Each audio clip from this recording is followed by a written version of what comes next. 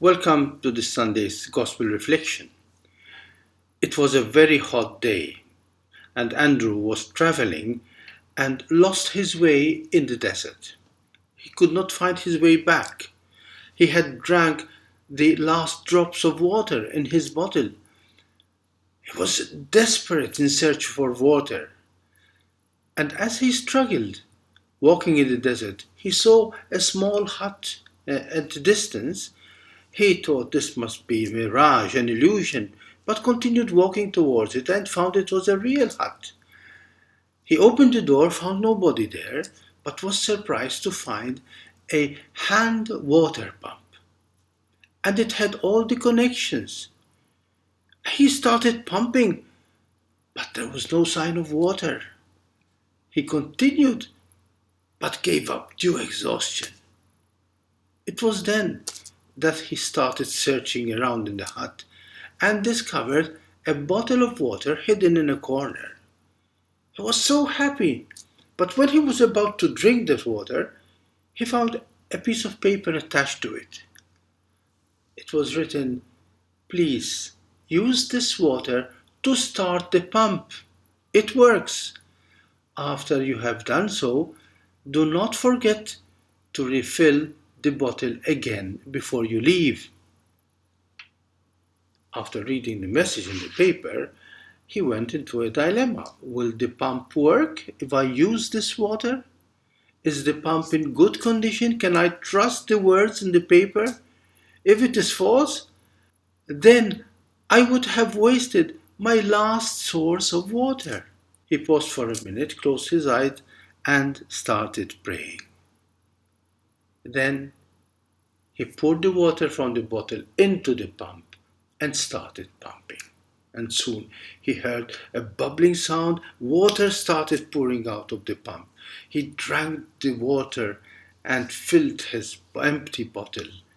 And then he was thinking about the second bottle. He filled it also. But then there was another dilemma. Will he take both bottles with him for the journey, or leave one filled bottle of water in the hut? And then he noticed that there was a pencil and a map explaining how to reach the nearby village. He was so happy that his faith in the water pump worked. And similarly, he believed that the map would direct him to the right direction. So he wrote on the piece of paper he had found, "Have faith, it works." And he put the bottle and paper in the exact place where he had found them. Who knows, another lost traveler might find them. You see, we human beings have this wonderful gift. We can see beyond what we see. We can know beyond what we know, more than we can know. Yes, we can reach beyond what we touch, and we can go beyond what touches us. What does this mean? Well, give a person a piano keyboard or other instrument, and then just listen to the enchanting music. It transports you to a world you have never seen and imagined. Give an artist some paint, some brushes, and see beauty being born in front of your eyes on that empty canvas. Give a child a hug, and he will learn how to say, "I love you." No, faith is not simply accepting a set of beliefs or a set of truths. It is not believing that a piano can make music. It is not just believing that a paintbrush can produce a masterpiece.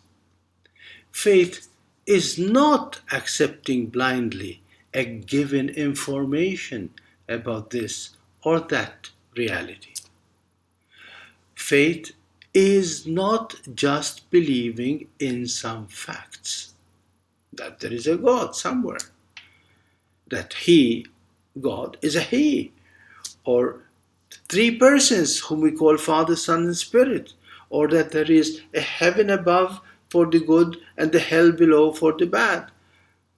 It is not just believing that there are such things as goodness, as justice, as fairness.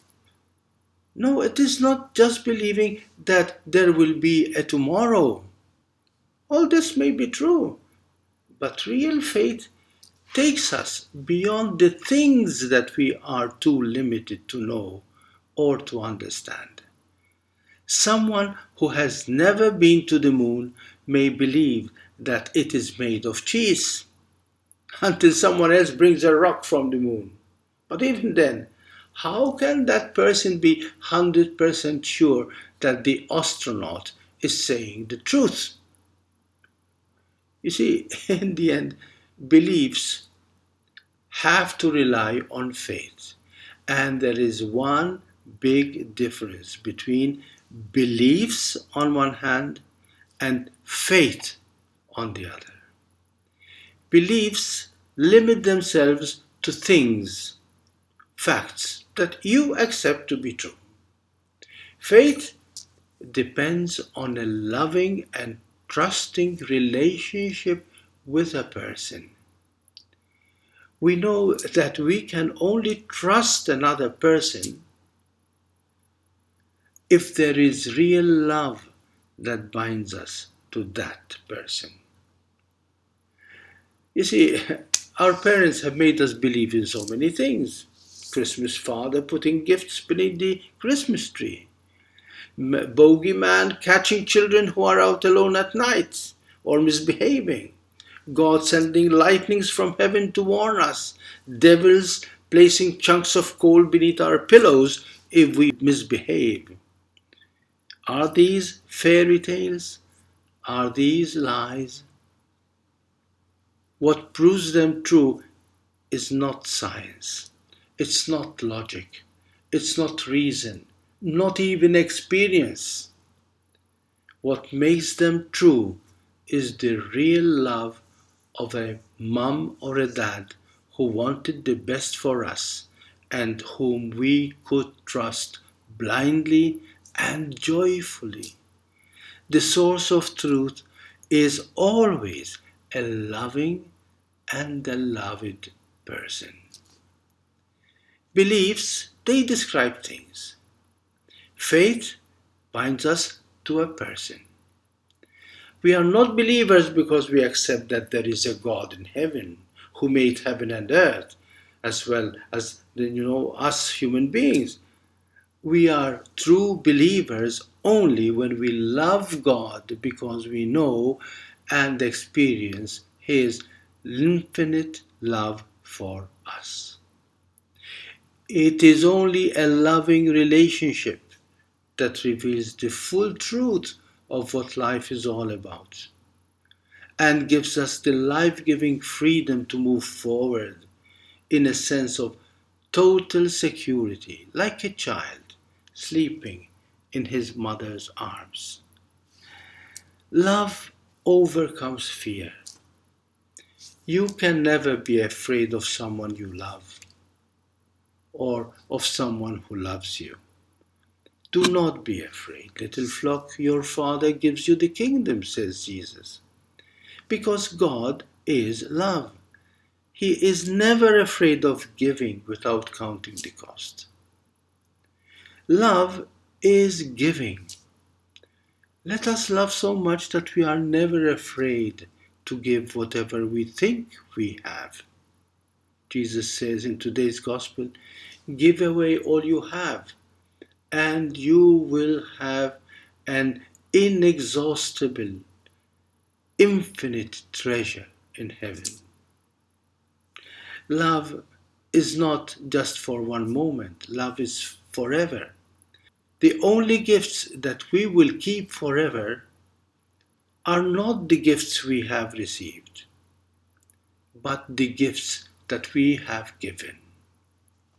What we give out of love makes out of every gift a treasure that we can never lose. This is the treasure Jesus is speaking about, that no thief can reach and nor moth can destroy. Real faith can only be born out of real love. So, the next time we recite the Creed, let us not stop at the things that we state that we believe in, that we just accept that they are true.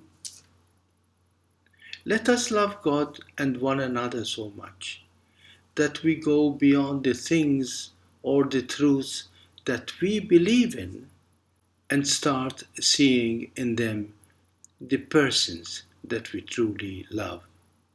And let us today renew our profession of faith.